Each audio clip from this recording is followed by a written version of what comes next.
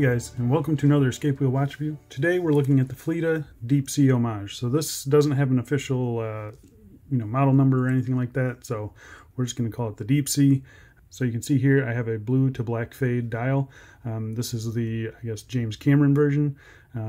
This is a limited edition piece, as you can see here, and this version is actually sold out. So I'm not sure if he's going to get stock. I know Phylida is kind of iffy with their stock, so I guess just keep checking back. But you can buy this currently in an all black colorway, which I think looks pretty good too. So you can pick this up on the Phylida official store on AliExpress. Prices range from $156 to right around $200, and they don't really go on sale very much. So yeah, I think if you are wanting to buy one of these things, there's not really a great time to buy it, so just buy it whenever. But yeah, this watch was sent in by a subscriber. His name is Pierce. So thank you so much, Pierce, for sending this in for review. I'll be getting this back to you pretty soon. But yeah, this is, if anyone else is interested in kind of helping out the channel, I'm running a little bit low on watches right now. So if you guys want to help out the channel, send in some watches. I will pay shipping both ways inside the continental United States. So just get in contact with me on Instagram. But I say we get right into the review. So first off, the dimensions. So case diameter is 43.4. Case thickness is 17.7. We have a lug width of 21 millimeters. Lug to lug of 52.4. And the overall length with the protruding male end links is 55.7. So this is a big watch, like I mentioned. It's big, it's heavy, it's chunky, but it actually wears pretty good for the size. So I was unsure about how this thing would wear, but I actually don't mind it. So I think one of the reasons is because you see how this this end link here curves down so much. So that first link starts almost right underneath the case. So it conforms pretty well even to, I would say, a slightly smaller wrist than mine. But I'm going to go outside and throw it on my wrist, and we'll get back to the review. So here it is on my 7 1/4 inch wrist. You can see it still wears pretty good. A lot smaller than I figured it was going to wear. So this is something that I typically wouldn't have purchased for myself, but actually it's pretty nice. If I liked bigger watches, I'd definitely consider this thing. So here you can see sitting on the wrist nicely. Got a nice curve down to the end links there. Makes it fit a lot better, I think. We'll get to that in a little bit later. In direct sunlight here, you can really see that blue dial, that blue gradient, looking really, really good. Yeah, I really like the way this thing looks, guys. It's yeah, pretty interesting, but yeah, really nicely done. Crystal on it, cuts down on reflections. You can see that right there. Most of those reflections are on the actual dial, so still plenty legible even in direct sunlight. But yeah, it looks really, really good. Let's go throw this on one strap, and then we can get back to this review. So here it is on a rubber B style strap. You can see that blue fade on the dial, looking great.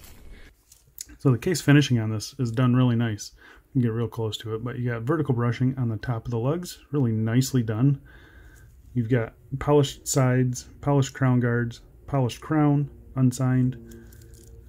Really nicely done, I think. You got just an ever so slight curvature to the lugs there. You do have a helium escape valve here, which should be functional. Yeah, I mean, the case finishing is not a surprise on these. Phylida has always done a really good job with their case finishing, and this is no exception. I'm really, really happy with the case finishing on this.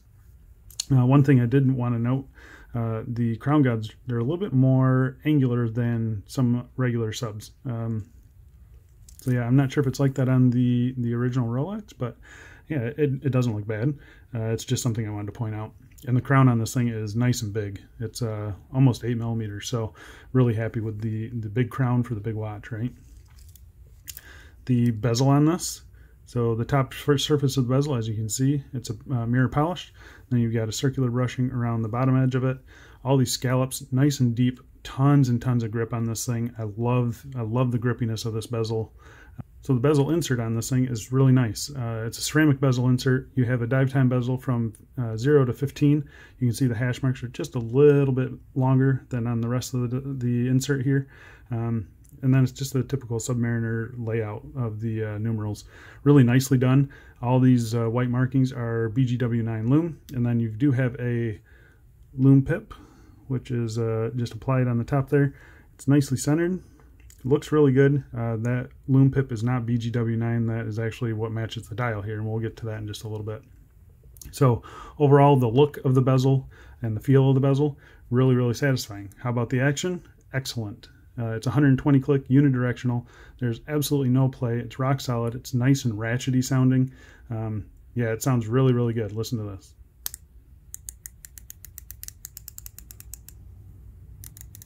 So yeah, really happy with the bezel action on this. Like I said, no back play or anything like that. Very solid feeling bezel. Very happy with it. And as you can see, everything lines up just spot on. The crystal on this thing, it's a double dome sapphire crystal. It follows the angle of that bezel insert really nicely. I don't believe there's any AR coating on it, but I'm not really missing it on this one for some reason. It looks really, really good. And as you can see, there's no cyclops here, so there's no misalignment to worry about. Really nice crystal on it. Very happy with it. So zooming way into the dial here, it's a really nice black to blue fade. Looks really, really good. It's pretty subtle. You don't really notice it unless you're in some pretty direct sunlight. But really nicely done. It's a glossy dial. You do have the Phylida text at the 12 o'clock position, and then you have automatic, water resistant 500 meters, 640 feet at the 6 o'clock position. Everything is printed really nicely, and as you can see, the automatic text is kind of like a pale green color. It looks really cool. Really happy with the dial on this thing. Everything is aligned nicely. Yeah, no problems with the dial. You got a nice cutout at the 3 o'clock position for the date. Really simple, nice little bevel there. But yeah, it all aligns nicely, and yeah, it looks really good. The handset on this, as typical with Phylida, it's really nicely done. They use a good handset. As compared to like a Pagani design, I much prefer the handset on this thing. It's just, it sparkles, it catches the light a little bit better.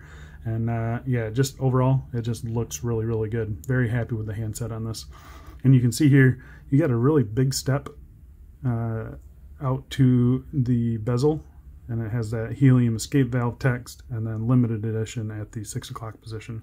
It's a pretty cool look to it. It gives it a really nice tooly look. Yeah, I'm very happy with the look of this dial.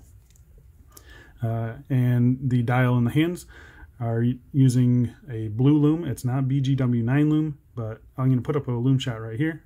And you can see in the middle, you have the Phylida. On the left, you get the San Martin. And then on the right, you have the Pagani 1661.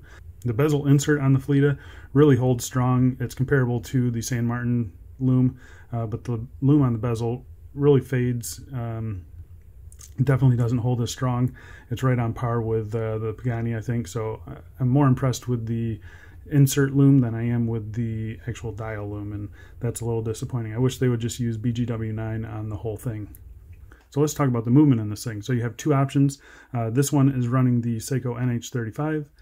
You do have an option of the PT5000. So nice to have two different options. The price difference is about $50. NH35 starts at $156. It's currently sold out, but I'm assuming they're going to get more back in stock.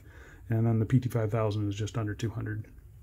I'd probably opt for the NH35, but I realize some people want that PT5000 high beat movement, and I really don't blame them. So it's nice to see that Phylida is giving us the option for that. But either way, both options are operated by the 3 o'clock crown. Like I mentioned earlier, it's an unsigned crown, but it's a nice big grippy crown. The first few turns of this thing are pretty stiff, and I think that's because they're using some serious gaskets in that crown to get that 500 meter water resistance. That's the only thing I can think of. Everything looks the same, but yeah, you do get a nice satisfying pop out from the NH35. The first position changes the date. Second position hacks the movement, as you can see, setting the time. Like I mentioned earlier, it's a workout horse movement. I've been very happy with it, and yeah, this is no exception. The screwing in action, still really nicely done, and then you get a nice solid stop when it meets the case. Yeah, very, very happy with the movement and the crown action on this thing. Let's get into the bracelet. So I mentioned earlier, this is a 21 millimeter bracelet. Kind of odd. It does taper ever so slightly down to 20 millimeters. It's a fully brushed bracelet, which is nice to see. So you've got the nice fitment on the end links here. You do have solid end links, solid links, all brushed. Even the sides are brushed on this model.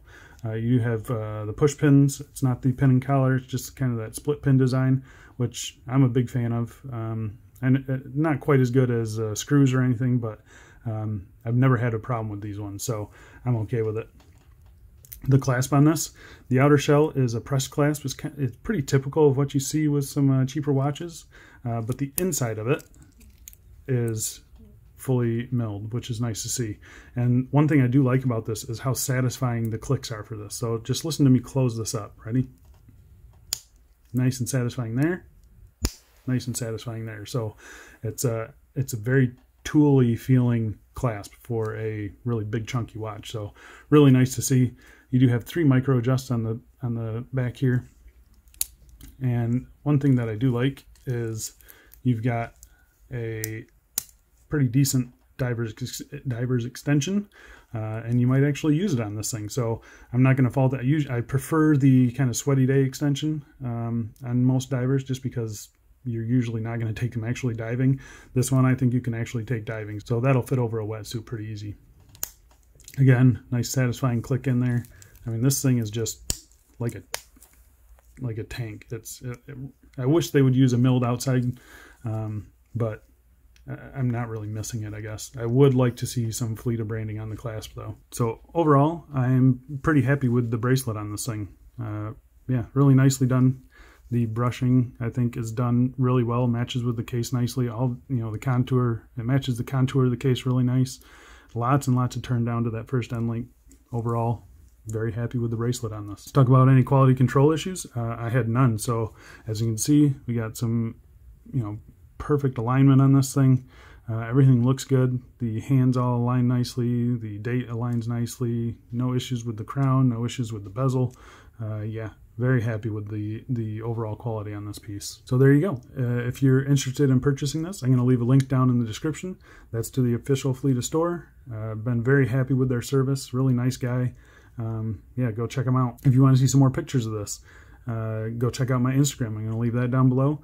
Like I said, this is a watch that belongs to Pierce, so this one won't be on the page for too long, maybe just a couple more days. So I'm going to try and get some more pictures of this thing. Definitely go check out my Instagram. That's where I first post my new watches that are going to be reviewed. If anyone wants to see anything specific about that watch, just leave me a comment and I'll be sure to get it in the review. If you guys enjoyed this video or found it useful, found it helpful, leave me a thumbs up at least. It doesn't cost you anything. If you'd like to, please subscribe. I would really, really appreciate that. We're getting real close to 1,000 subscribers. If you guys have any questions or comments, leave them down below. I'll be sure to get to them. And I think that's about it. Thanks a lot for watching, guys, and I will see you in the next one. See ya.